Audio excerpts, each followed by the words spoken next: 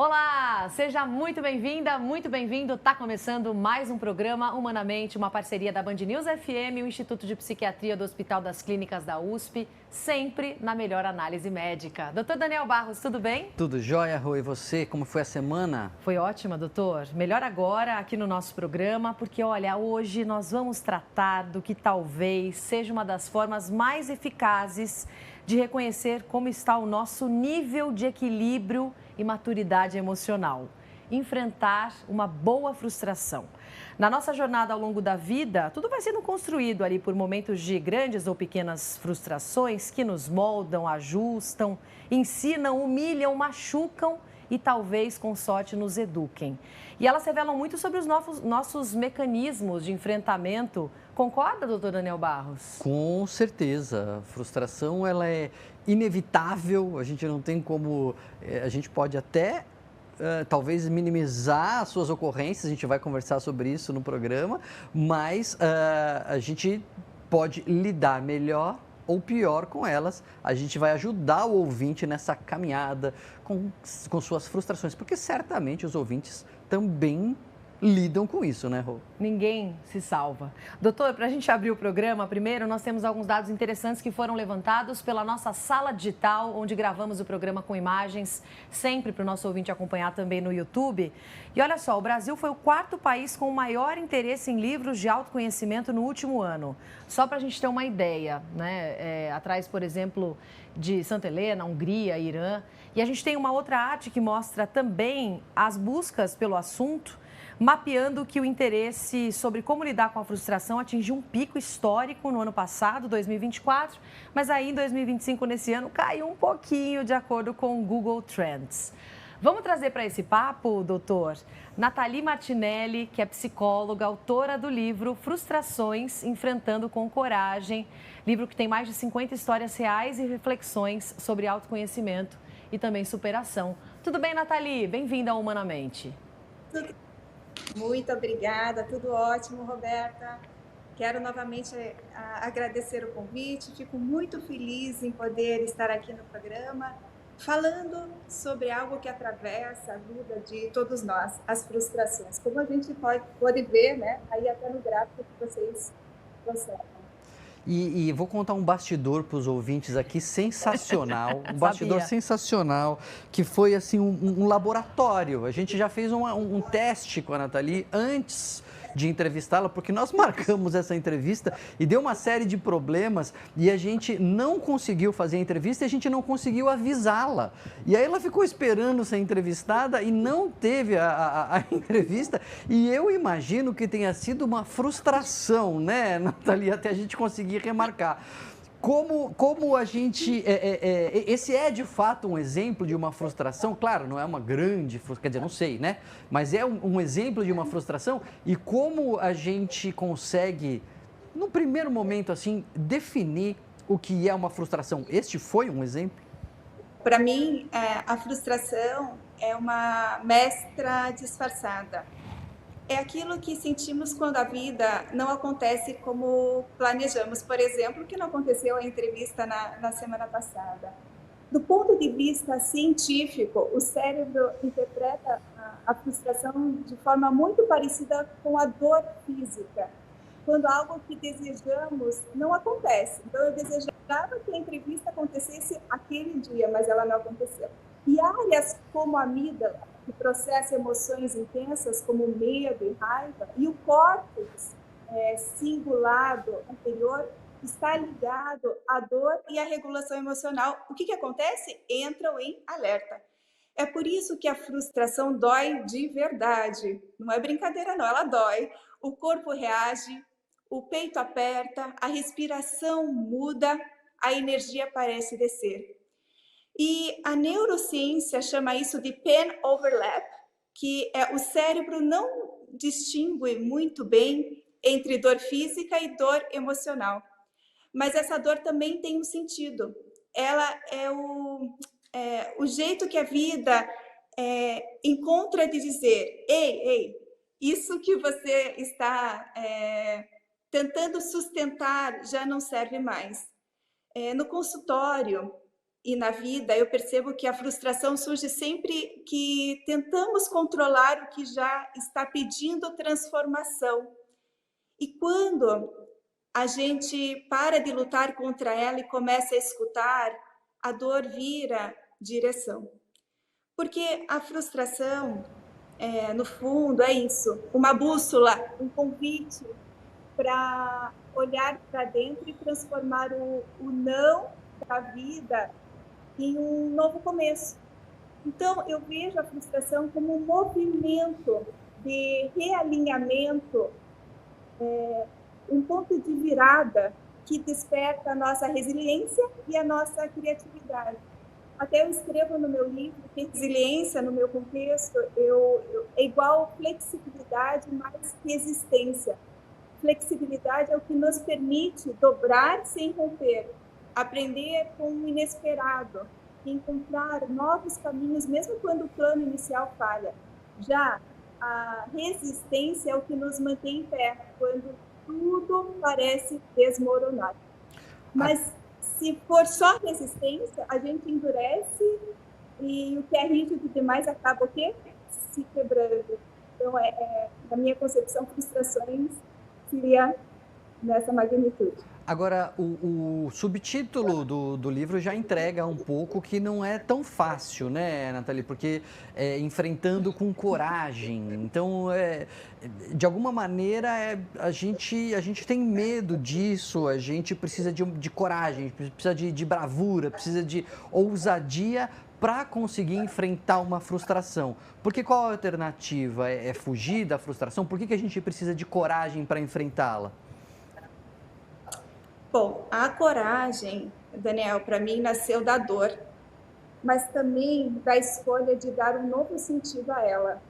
Durante muito tempo eu acreditei que ser forte era não expor as minhas vulnerabilidades. Achei que seguir em frente significava controlar, segurar, mostrar que eu estava bem, mesmo quando não estava. Mas o tempo, a maturidade, nos ensina que essa forma de força afeta a si próprio. Compreendi que a coragem não é ausência do medo. Eu sempre falo isso, tanto na primeira obra, Fobia, Enfrentando com Coragem, quanto Frustrações. É presença, é seguir mesmo quando o coração treme e permitir-se ser real, mesmo quando o mundo espera o quê? Perfeição. Então, Enfrentando com Coragem, que é a série a qual eu escrevo, nasceu desse lugar, do encontro entre vulnerabilidade e propósito, das histórias que vivi, das que escutei e da vontade profunda de transformar feridas em aprendizado. E foi nesse processo que percebi algo essencial, que por trás das nossas dores e tentativas de controle existe o mesmo medo, o de não sermos suficientes. Mas é justamente quando deixamos o controle e nos abrimos ao encontro que algo muda, porque o que realmente transforma não é resistir, é se permitir encontrar a dor, o outro e principalmente quem a gente realmente é. Então, acho que as minhas obras vêm de encontro com isso. Inclusive, o Fobia, na minha primeira obra, eu escrevi, foi um presente para a pessoa que mais me incentivou e foi uma grande inspiração para o meu trabalho com transtornos de ansiedade. O meu marido, que tinha um medo muito intenso de voar de avião. Foi nesse processo que mergulhei no uso da realidade virtual aplicada à saúde mental, buscando formas de ajudá-lo a enfrentar essa fobia. Então, ou seja, veio de uma dor no sentido de um grande propósito. Sim. E qual que é o papel daquela palavrinha, né, que a gente gosta tanto, das expectativas, hein, Nathalie? Tanto internas quanto externas, nas frustrações. E como é que isso aparece no seu livro? Bom, expectativas. Eu acabei de sair de uma sessão que justamente estava trabalhando essa questão de expectativas. A gente põe expectativas em relação aos outros, né, e a nós mesmos. E eu acho que quando a gente entra num contexto do processo de vulnerabilidade, você encontra mais empatia com o outro e consegue gerir as nossas expectativas. não esperando que o outro haja da maneira que a gente gostaria que ele haja, mas a forma como ele vai realmente agir, né? Então, assim, frustrar-se é inerente à vida. Então, assim, expectativas todos nós temos, mas realmente é um grande aprendizado a gente lidar com essas expectativas. Eu vou voltar aqui primeiro, antes de chamar nossa entrevistada de volta, com um outro dado levantado pela nossa sala digital, onde gravamos Humanamente também nas imagens para os nossos ouvintes. Imagens que você consegue acessar pelo YouTube, porque as buscas pelas frustrações, pelos diversos tipos, foram intensas nos últimos anos. E as perguntas são as mais variadas, não só como lidar, as pessoas querem entender melhor, mas também se frustração é uma emoção ou um sentimento. O que significa a frustração na Bíblia, doutor Daniel Barros? E o que é a baixa tolerância à frustração? Olha só que interessante, né? Como é variado o tema e como as pessoas têm uma demanda variada, né, sobre isso. Mas eu gosto da ideia, eu vou querer perguntar para a Nathalie, de que a frustração representa um descompasso entre algo que a gente deseja, imagina, almeja, idealiza e algo que acontece de fato, que a vida nos apresenta por N circunstâncias. E o que eu imagino é que existam formas de lidar com esse fenômeno diferentes, porque se existe esse descompasso entre o que a gente imagina, Nathalie, e aquilo que acontece, e isso nos gera essa dor, a gente pode ser mais, como a Roberta falou, e você também citou no primeiro bloco, resilientes e nos readaptarmos então àquilo que a realidade nos impôs e dizendo, bom, isso não é um problema, a partir disso eu vou para cá, eu vou para lá. Mas também a gente pode mudar um pouco as nossas expectativas, né? Talvez a gente tenha expectativas um pouco idealizadas, porque a nossa imaginação não tem limite e a gente começa a imaginar e pensar e idealizar coisas que nem tem como acontecerem quando você pensa friamente.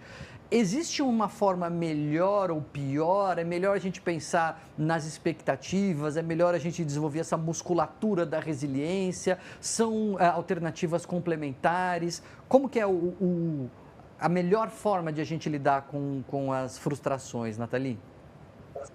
Uma das formas, eu acredito, que é viver o aqui e o agora, né? Muitas vezes a expectativa vem porque a gente está pensando lá na frente.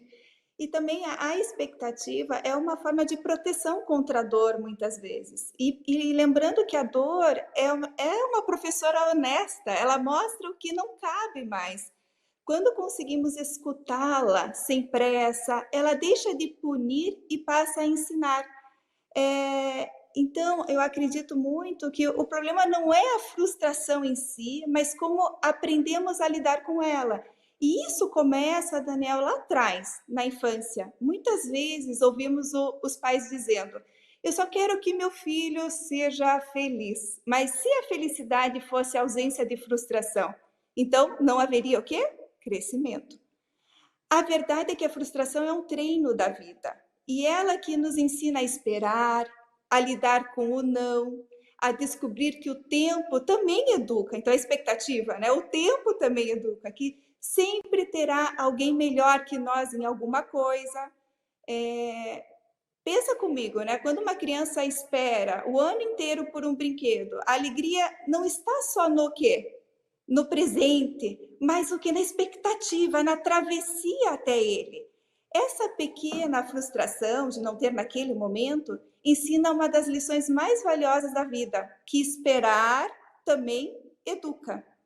E que aprender a lidar com o desejo, a comparação e o tempo é o que forma adultos mais criativos, resilientes, é a palavra, né, que eu trouxe, pacientes. Então, eu acho que em relação novamente à expectativa, é o aprender a não controlar e viver o aqui e o agora, para que realmente você consiga gerir melhor o seu dia a dia.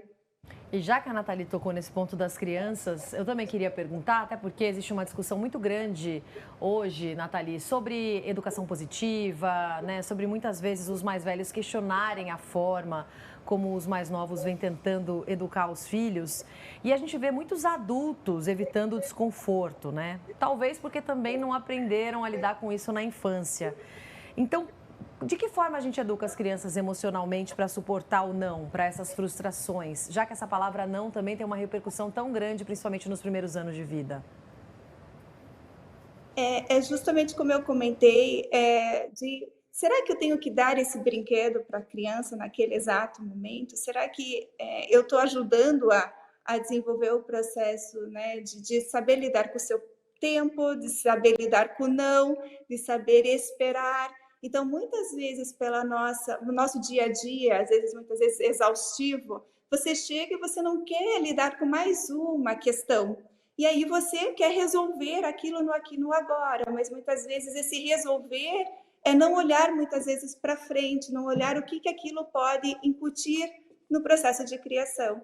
Então, eu acho que quando muitas vezes a criança, por exemplo, acaba se frustrando, eu acredito muito que os pais, a primeira coisa, poderiam acolher o que é antes de tentar mudar, né? Por muito tempo, não tentar querer consertar, resolver, às vezes apagar o que dói. Então, para isso é importante acolher aquela dor, e isso vem muito dos adultos saberem gerir as suas próprias emoções e serem verdadeiros, né, com todas as emoções que a gente vive, que as emoções são válidas, elas são importantes. Então, eu acredito que quanto mais você se trabalha, menos resquícios emocionais você vai incutir no seu filho. Então, acho que não é olhar para si para depois olhar, colocar a máscara de oxigênio, né, para você e depois para a criança. Então, como você mesmo está lidando com o seu dia a dia, com as suas frustrações, com os seus impasses? Eu acho que é olhar para si primeiro, antes e depois olhar para as crianças. Agora, Nathalie, eu queria saber se tem alguma medida, porque eu já várias vezes entrei em polêmicas aqui no Humanamente, porque eu não gosto das generalizações com relação a gerações. Eu acho que você falar de uma geração é de uma generalização, de um estereótipo tão grande, porque cada geração vai ser heterogênea, vai ter gente de um jeito, gente de outro. Então, você falar, esta geração é assim, eu acho de uma generalização um pouco arriscada. Só que todo adulto, em todas as eras, fala: a geração de crianças de hoje não sabe lidar com frustração. Isso eu ouço desde sempre. Todos os pais, quando foram pais, falaram isso, e isso vai, eu acho que para sempre. E aí, Amém. Hoje a gente fala que a geração de jovens não sabe lidar com frustração, e esses jovens vão ser pais que vão falar que os jovens dali, né, do futuro não sabem lidar com frustração. A gente tem uma medida objetiva mostrando que as pessoas progressivamente estão não sabendo mais lidar com frustração? Ou seja, quando eu era criança, eu sabia lidar com frustração melhor do que as crianças de hoje em dia? Eu acho difícil ter esse dado, né? Mas não estou te perguntando, já que você estudou mais especificamente o tema. Eu acredito que é importante, para responder essa pergunta, pensar um pouquinho sobre redes sociais, né? Vivemos em uma era de vitrines emocionais. As redes, isso não acontecia anteriormente. Então, as redes mostram conquistas e muitas vezes não processos. E é justamente essa comparação constante que alimenta o sentimento, às vezes, de insuficiência, até de frustração. Então, mas a autenticidade transforma. Quando a gente se permite ser real, com falhas, com pausas, incerteza, a frustração deixa de ser vergonha e passa a ser crescimento. Então, eu acredito que sempre existiu frustração, respondendo a sua questão, mas o que hoje tem é uma exposição maior da sua vida, das suas questões, e muitas vezes é um cenário e não uma realidade. E aí as pessoas se frustram porque elas querem ser iguais, aquele comparativo é muito maior, por justamente ter essa vitrine emocional que anteriormente era um pouco mais no mesmo círculo. Mas as frustrações são inerentes da vida, sempre existiu. Nathalie, a gente tem falado aqui da importância da frustração, que é como uma dor, né? Ela é um sofrimento, ela mostra alguma coisa que está precisando de ajuste. Seja a nossa expectativa, seja alguma estratégia que a gente tem, porque eventualmente a nossa expectativa não está errada. A gente quer passar de ano, mas não está conseguindo passar de ano. Então, você precisa mudar o jeito de estudar, ou mudar a escola, ou fazer um reforço, enfim. Às vezes você tem que mudar a expectativa, às vezes você tem que tentar mudar a realidade. Então, nesse sentido, ela é uma dor que funciona como um alarme. Agora, a dor constante, ela pode nos adoecer. Né? A dor, quando ela é muito intensa, quando ela é muito constante, quando ela é muito agressiva, ela pode trazer realmente impactos negativos na nossa saúde. Isso também acontece com a frustração? As pessoas podem adoecer por não conseguirem lidar com a frustração ou por estarem muito constantemente expostas a ela, ou frustrações muito intensas? Sim, quando a frustração chega, parece que tudo desaba, ela dói, porque revela o que precisa ser olhado. Mas, na verdade, é o que está nascendo. Mas ela é um convite para desacelerar, repensar. Mas, muitas vezes, quando isso se torna realmente muito, muito intenso, isso pode se tornar uma patologia, sim? Então, por isso que é muito importante a gente ir acompanhando, aprendendo com ela, aprendendo a geri-la para não se tornar algo patológico, ao ponto de realmente fazer a pessoa, né, ir sofrer diante de tudo isso. Então, quanto mais atento você estiver a ela e buscar entendê-la, melhor é o processo.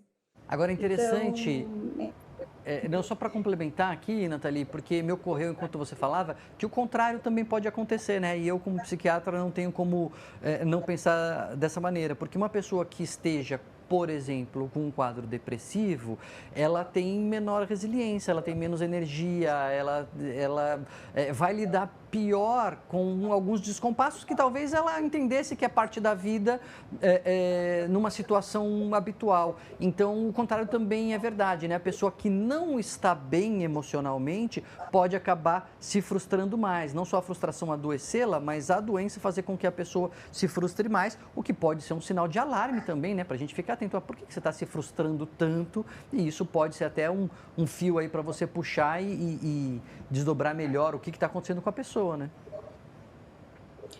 Daniel, eu acho que é interessante eu trazer uma particularidade da minha vida. Eu acabei, né, tentando esconder isso de mim mesma, mas acho que isso vai ser bem interessante para esse contexto que você trouxe agora. Eu cresci com crises epiléticas, depois, em função das crises epiléticas, eu desenvolvi dislexia, e mais tarde, faz 14 anos, que eu tenho o diagnóstico de esclerose múltipla. Por muito tempo, eu achei que o meu corpo era o meu limite, né? Eu me frustrei muito desde criança, né? Acho que por isso que eu encontro com a minha vulnerabilidade. Eu olhava para as outras pessoas e me perguntava por que comigo as coisas pareciam sempre mais difíceis. Era uma frustração silenciosa, aquela que não se fala, mas pesa todos os dias. Com o tempo, fui entendendo que o corpo não é inimigo, ele é um grande mensageiro e que, às vezes, a vida usa a dor para nos lembrar do que realmente importa. Então, se eu for trazer esse exemplo da minha própria pessoa, a epilepsia me mostrou que a vida é um sopro. A dislexia me ensinou a ler de formas diferentes, inclusive o invisível. A esclerose múltipla me revelou a urgência de viver a verdade, né, de realmente aceitar, né, da forma como você é. Então, eu acredito muito, né, até no livro eu conto a história de uma mulher que sonhava em ser mãe e não conseguia engravidar, né? Ela dizia que se sentia atraída pelo próprio corpo, né, que acho que mais ou menos algumas pessoas se sentem quando tem uma patologia, uma depressão, enfim. E eu me vi muito nela, porque quando a gente sofre, a sensação é essa, de que algo dentro da gente falhou. Mas um dia essa mulher me disse uma frase que nunca esqueci. Eu passei tanto tempo pedindo para ser mãe que esqueci de perceber o quanto já estava sendo. Com as pessoas que eu cuido, com os sobrinhos que eu acolho. Aquela frase me atravessou, porque é exatamente isso que a frustração faz. Ela desmonta a forma para revelar o sentido. Nem sempre a vida entrega o que a gente pede, né? Mas quase sempre entrega o que a alma precisa. Então, se a gente buscar encarar, né, o sentido do que a gente está passando por meio daquela dor, para a elevação da nossa alma, as coisas se tornam ainda mais leves. E, Nathalie, em termos de psicoterapia, assim, quais são os caminhos possíveis para lidar com a frustração? Se é que dá para a gente explicar para o nosso ouvinte imaginar, né? Como que faz uma reconstrução de tolerância para quem aprendeu que se frustrar é fracassar muitas vezes, né? Para quem tem essa ideia na cabeça e tem muita dificuldade. Bom, para isso eu acabei criando um acróstico, tanto no meu primeiro livro quanto do Fobia, quanto o segundo, um acróstico da coragem. O que seria o acróstico? As primeiras letras, né? Então, quanto mais eu desenvolvo isso junto com os meus pacientes, melhor é. Então, o C, né? Primeira letra, que é conter autocrítica, acolhendo a própria humanidade. Então, quanto mais você aprender a controlar esse processo de autocrítica, que todos nós estamos num capítulo diferente da vida, do seu próprio livro, não se comparando com o outro, mas se comparando, né, com nós mesmos. O O, né, olhar para a criança interior, então, assim, acolhê-la com ternura, com escuta.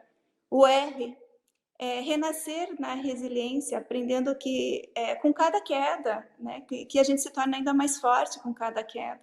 O A, aceitar o que não pode ser controlado, libertando do impossível. E G, gerenciar nossas expectativas, como a gente trouxe bastante aí no programa, mais leves e reais.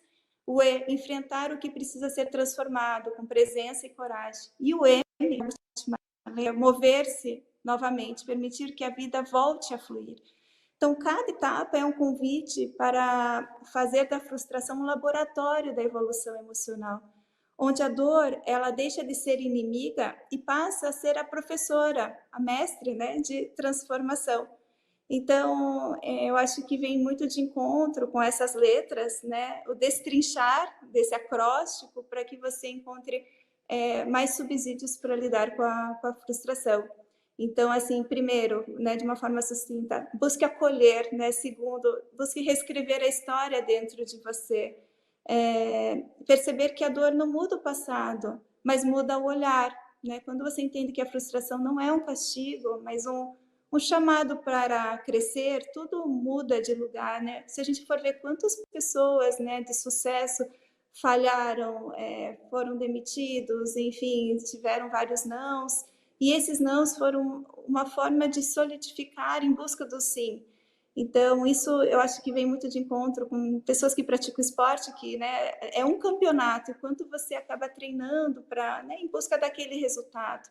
E a terceira foi agir mesmo sem todas... Eu acho que é importante a gente agir, né, sem ter todas as respostas. Então, eu acho que esses 3 passos também são muito importantes. Nathalie, muito obrigada por essa conversa, por essa participação especial aqui no programa Humanamente. Boa sorte com o livro e até uma próxima. Muito obrigada. Obrigada, gente. Obrigada pela oportunidade. Parabéns pelo livro, sucesso, obrigado pelo seu tempo, Nathalie. Que a gente quer, espero que a entrevista não tenha te frustrado em suas expectativas. Ao contrário. Acho que isso só solidifica, deixa a gente ainda tudo no seu tempo, Daniel, tudo no seu tempo. Eu acredito muito nisso na vida. Obrigada, Nathalie. Doutor Daniel Barros, voltamos na semana que vem com outros assuntos importantes também. Lembrando para o ouvinte que, primeiro, pegou o programa na metade, quer curtir a íntegra com calma, pode acessar pelo site da Band News FM ou então no YouTube, temos também a versão nas imagens, programa gravado direto da nossa sala digital da Band, na direção do nosso Cauê Marques. Também tem disponibilizado o programa na versão em podcast pelos principais tocadores de streaming. Doutor Daniel, até semana que vem. Até lá.